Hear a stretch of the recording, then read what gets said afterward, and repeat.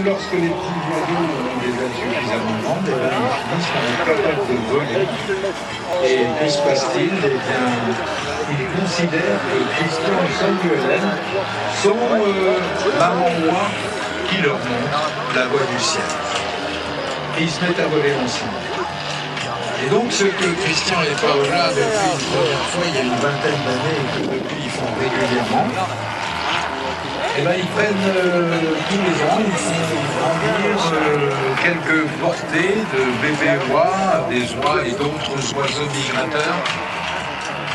Ils leur apprennent à voler.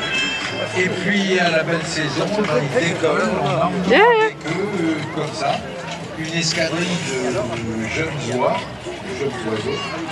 Alors Christian il est dans l'ULM et Paola elle est en bas dans la voiture, donc tous les jours ils parcourent une trentaine de kilomètres environ. Le soir ils arrivent à l'étape, puis ils arrêtent la voiture et ils vont l'ULM dans un champ. Les oiseaux se posent évidemment près de la voiture, réintègrent la voiture, c'est un break, hein, réintègrent leur petite boîte, leur petite caisse.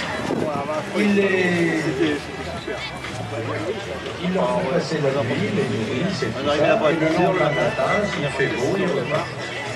Et ce qui est étonnant, c'est que la première fois que Christian et Paola ont fait ça, ils ont ramené jusqu'en des oiseaux qui étaient et donc, attends, le premier, il avait côté de Rien, dans le campagne. Donc ils les ont ramenés par petites étapes. Sauf que ça arrivait là-haut en Scandinavie, comme les oiseaux étaient identifiés, vagués, etc. Et ils les ont laissés librement. Commande Marie, attends, tu vas chanter en parachute. Excusez-moi. Il s'agit de redonner à des oiseaux qui ont perdu le réflexe l'idée des migrer. De migrer à travers le continent européen.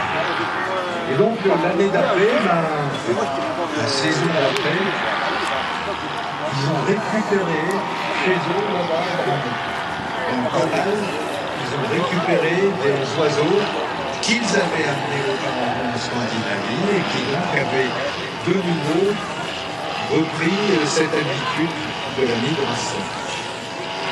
Et donc c'est une drôle d'expérience de communication entre les espèces. C'est sûr que Christian et Paola ne parlent pas droit.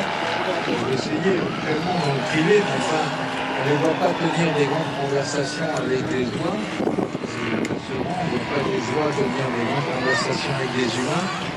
Mais une chose qui est quand même étonnante, c'est qu'il y a eu, en l'occurrence, une véritable communication entre l'espèce humaine capable de voler grâce à cette ULM pendulaire, la forme la plus basique et traditionnelle de pratiquer l'ultra-léger motorisé. Il y a donc eu un véritable transfert entre des hommes et des oiseaux, et ce transfert a